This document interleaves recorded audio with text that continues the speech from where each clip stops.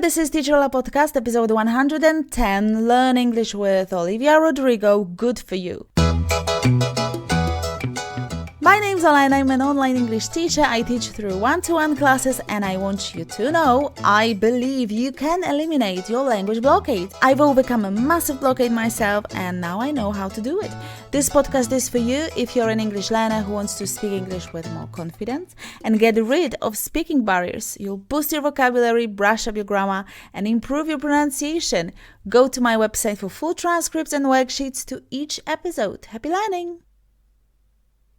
Hello there, welcome to today's episode. Thank you for pressing play and tuning into this show. Doing that, you have started your journey to fluency. Stay till the end, do the work, repeat sentences out loud and watch what happens. Today I've picked Olivia Rodrigo's viral hit titled Good For You. I must tell you that her music, especially this song, Good For You, reminds me of Marina and Diamonds. I don't know if you have the same impression, but yes. I hope you like what I've prepared. Lots of words, phrasal verbs, idioms, everyday expressions, but we'll begin, as we always do, by having some song facts. Well, I guess we're done. We can start the episode. Oh, one more thing. Subscribe to my newsletter, become a member of Top People, and receive worksheets to every episode every Wednesday for free. Okay, now we can jump in. In this song, Olivia's taking a swipe at her ex-boyfriend who has moved on very quickly, too quickly, from their relationship. It's a breakup song. She can't comprehend why he doesn't care for her anymore and is acting as if their relationship never happened. In the music video, Olivia's destroying his bedroom, setting fire to her ex's belongings. The lyrics are full of sarcastic remarks. Rodrigo said, I love pop-punk music, I love grunge music, I love country music and folk music. I think honestly you can see little influences of all of those genres in my album. Let's see the lyrics now. Please listen and repeat each line. Well, good for you. I guess you moved on really easily.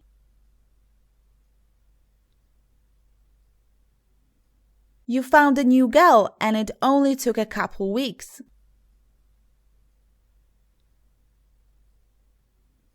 Remember when you said that you wanted to give me the world?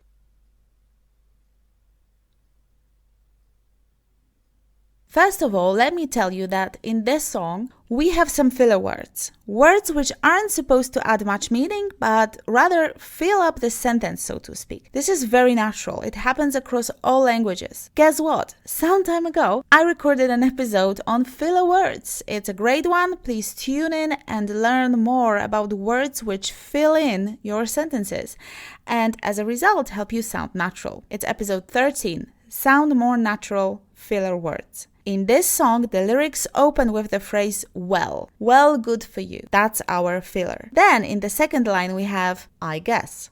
I guess. That's also a filler word. Thanks to such filler words, the lyrics sound as if she was talking to us, telling us a story, like you tell stories to your friends. It's very common in informal speech, the one you'd have with a friend.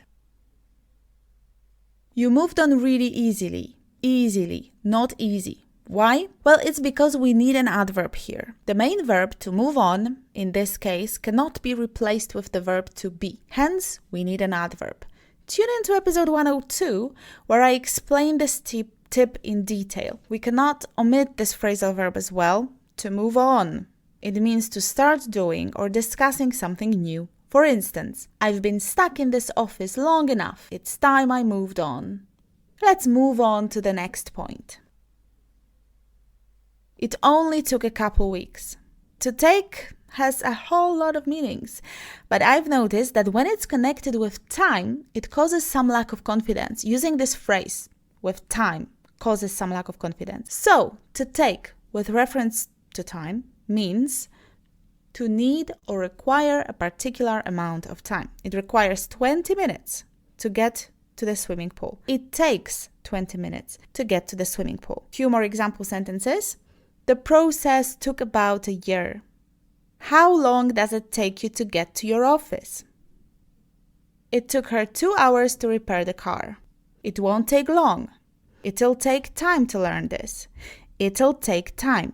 This means that it'll take a lot of time.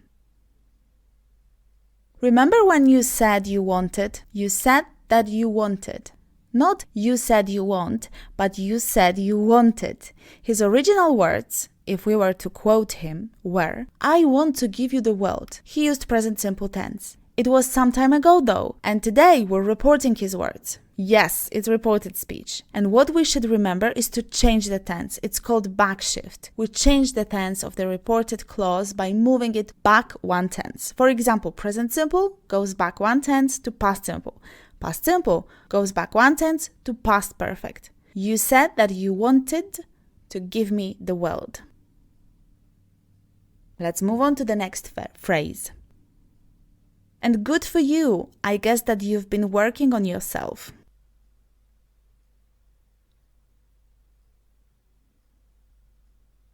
I guess that therapist I found for you, she really helped.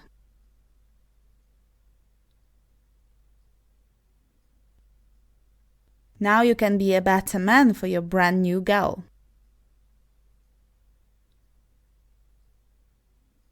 You've been working on yourself. To work on something means to try hard to improve or achieve something. I'm working on it. I'm working on my pronunciation. I'm working on my English speaking skills. We're working on plans for the next month. There's something more to it though. To work on someone is to try to persuade somebody to agree to something. She hasn't accepted my invitation yet, but I'm working on her. Brand new girl. If something's brand new, it's completely new. Recently, I bought a brand new computer. Let's get back to the lyrics. Listen and repeat. Well, good for you. You look happy and healthy, not me. If you ever cared to ask. Good for you. You're doing great out there without me, baby.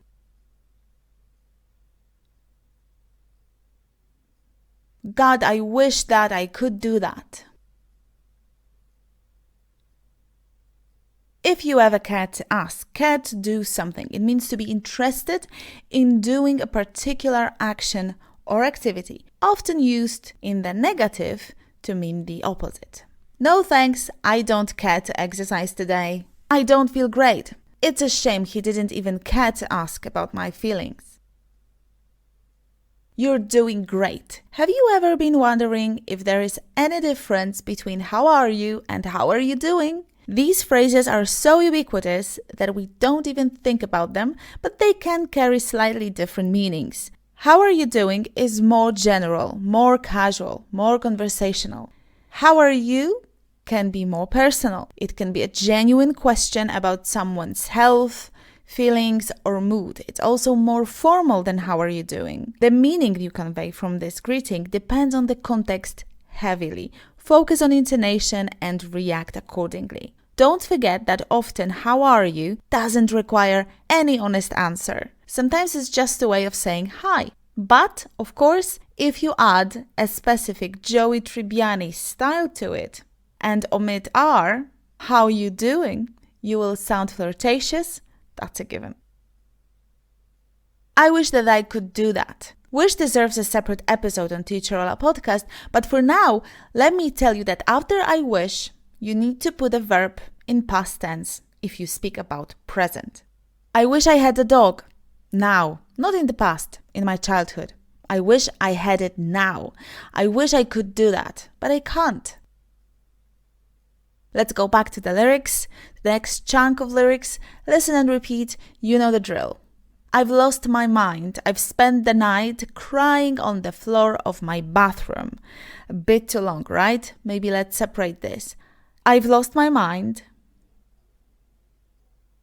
I've spent the night crying on the floor of my bathroom.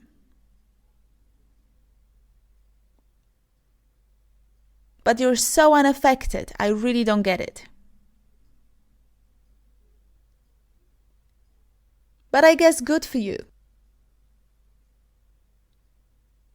I've lost my mind. To lose your mind, to become mentally ill. I think he lost his mind. Unaffected. not changed or influenced by something, not affected by something. Example, she was seemingly unaffected by his presence. I don't get it. To get. This verb has like 30 meanings. 30.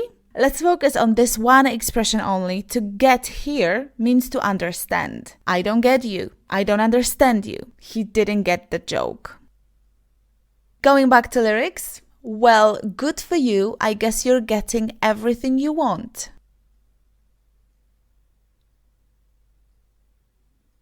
You bought a new car and your career's really taken off. It's like we never ever happened. Baby, what the fuck is up with that?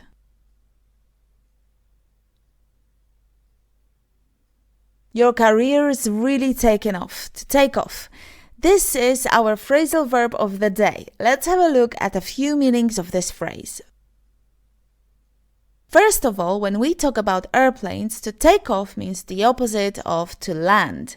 When a plane takes off, it leaves the ground and begins to fly. The plane takes off at 5. The second meaning is to leave a place in a hurry. If you're in a hurry, you might say, I have to take off right now. If your idea, your product, your work of art becomes successful, popular, suddenly, or unexpectedly, or quickly, you can say, it took off. My career has finally taken off. If you remove some piece of clothing from your body, we say you take it off. Take off your shoes, take off your jacket. The opposite is to put on. Put on your shoes, put on your jacket. If you need a break from work, what do? You take a few days off. I've come to a decision to take a few days off this week. One last meaning, to remove an amount of money or a number of points or any number of any things, in fact, in order to reduce the total. The manager took $5 off the bill. What the fuck is up with that? If we take away the swear word fuck, we're left with what's up with that? This question means what is wrong with it, or what is it doing that isn't normal? My phone is broken. What's up with it? Another fragment of lyrics. Here we go. And good for you. It's like you never even met me. Remember when you swore to God, I was the only person who ever got you?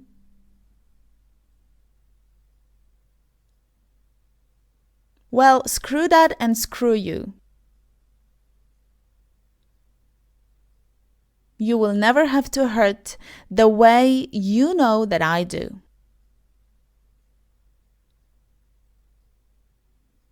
Remember when you swore to God. I swear to God. Nice phrase, I guess useful on a daily basis. He swore to God he hadn't done it. Notice how we changed past simple to past perfect for the fact that we report somebody's words. It's reported speech.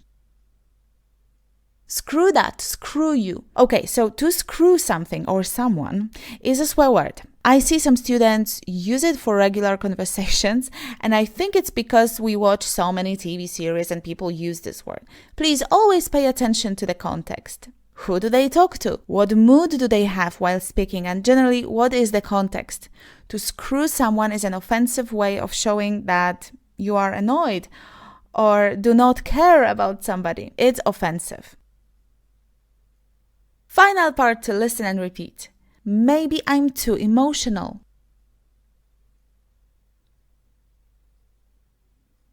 But your apathy's like a wound in salt.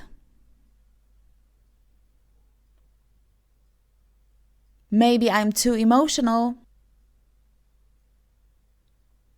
Or maybe you never cared at all. Wound and salt. Let's have a look at a few idioms with the word salt. To rub salt into the wound, to make a difficult experience even more difficult for somebody. You have the wound, it's really painful, but rubbing it with salt makes things even worse. Synonyms to that expression: to fan the flames, to irritate, to intensify, to worsen. An example sentence. Watching them receiving the prize rubbed salt into the wound. To take something with a grain or with a pinch of salt. That means to be careful about believing that something is completely true. For instance, if I were you, I'd take everything they say with a pinch of salt. Worth your salt. If someone's worth his or her salt, they are deserving respect, especially because they do their job well. Any actress worth her salt knows how to sing and dance. That is it when it comes to vocabulary and grammar I distilled from the lyrics. Time to put this into practice. Now you will hear some of the sentences from today's episode, but this time you're going to have time to repeat them out loud. If you're new here and have no idea why it's so important, go to episode 9 and learn about speaking out loud. Also go to episode 76 and find out how to learn English, how to learn speaking English with this podcast. How to take full advantage of your time here. Episode 76. Buy a notebook and do this for 10 minutes a day. Okay, now listen and repeat. I've been stuck in this office long enough. It's time I moved on.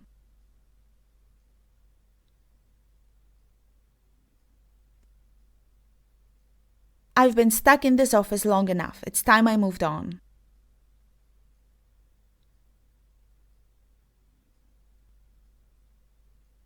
It won't take long. It won't take long. You said that you wanted to help. You said that you wanted to help. She hasn't accepted my invitation yet, but I'm working on her.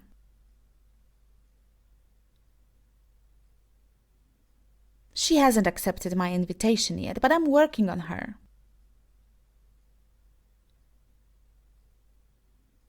Recently, I bought a brand new computer.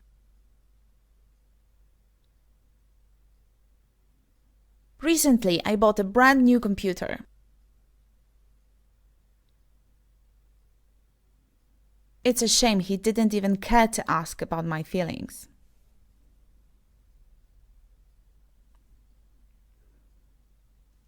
It's a shame he didn't even care to ask about my feelings. I wish I had a dog. I wish I had a dog. I think he lost his mind. I think he lost his mind. The plane takes off at 5. The plane takes off at 5. I want to take off right now. I want to take off right now. My career has finally taken off. My career has finally taken off. I've decided to take a few days off this week.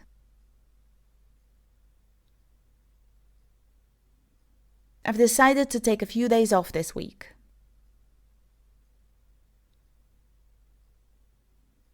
The manager took $5 off the bill. The manager took $5 off the bill. He swore to God he hadn't done it. He swore to God he hadn't done it.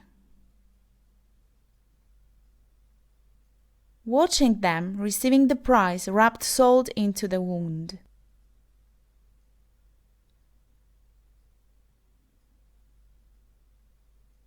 Watching them receiving the prize rubbed salt into the wound.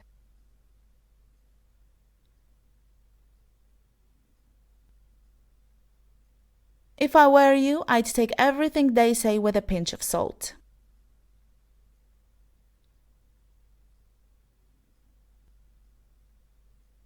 If I were you, I'd take everything they say with a pinch of salt.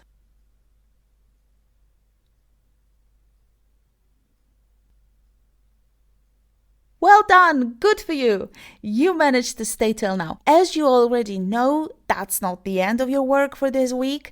Go to your inbox and grab the worksheet. If you're not a member, download it from teacherola.com/110. Being a member of Top People is free and beneficial because every week I send an email with exclusive content along with a fresh worksheet. That's it. That's all I have. I hope you liked the episode. If you did, as always, please leave your rating in iTunes if you can. Share, comment, like, do whatever you can to help this podcast stay afloat. Tell someone about this podcast and help me spread the message. Thanks a million. Be here next Wednesday, same time, same place. We'll talk about vocabulary. We'll look at one really specific unit of vocabulary, namely the word bitch. Thanks for listening. Take care. Happy learning. Stay fearless and say it out loud. Bye bye.